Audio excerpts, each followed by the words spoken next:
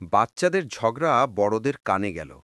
দু গ্রামের প্রধানরা ঠিক করলেন একদিনে বিচার করতে হবে কার সবজি আসলেই শ্রেষ্ঠ। তাই তারা নদীর ধারে বড় মাঠে সবজি প্রতিযোগিতা ঘোষণা দিলেন। আলুর ডাঙ্গার লোকেরা খুব খুশি। তারা আলুর পিঠা, আলুর দম, আলুর চপ বানিয়ে আনল। বেগুনডাঙ্গার লোকেরা বসে নেই, তারাও বেগুন ভর্তা, বেগুন ভাজি, বেগুনের ঝোল বানিয়ে হাজির হলো।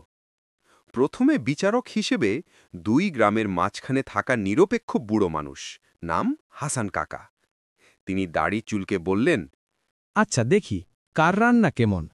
তিনি একবার আলুর দম খেলেন, মজা পেলেন।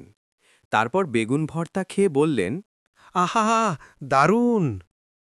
কিন্তু মুশকিল হলো সব কিছুই এত সুস্বাদু যে হাসান কাকা কিছুতেই ঠিক করতে পারছেন না কোনটা ভালো। ঠিক তখন মাঠে এক দঙ্গল ছাগল ঢুকে পড়ল। ছাগলরা একদিকে আলুর চপ খেয়ে ফেলছে, অন্যদিকে বেগুন ভাজি। গ্রামের লোকেরা ছাগল তাড়াতে গিয়ে অস্থির। এই সুযোগে বাচ্চারা হেসে গড়িয়ে পড়ল। দেখো, ছাগলও বুঝতে পারছে না কোনটা সেরা। শেষমেশ হাসান কাকা সবাইকে শান্ত করে বললেন, বোকা হইও না, আলু আর বেগুন দুটোই দরকারি। শুধু আলু খেলে মানুষ একঘেয়ে হবে, শুধু বেগুন খেলেও চলবে না। আসল মজা হলে একসাথে রান্না করা। তারপর তিনি প্রস্তাব দিলেন, চল আলু বেগুন একসাথে ঝোল করি। গ্রামের সবাই মিলে রান্না করল আলু বেগুনের ঝোল। সেই খাবার এত সুস্বাদু হল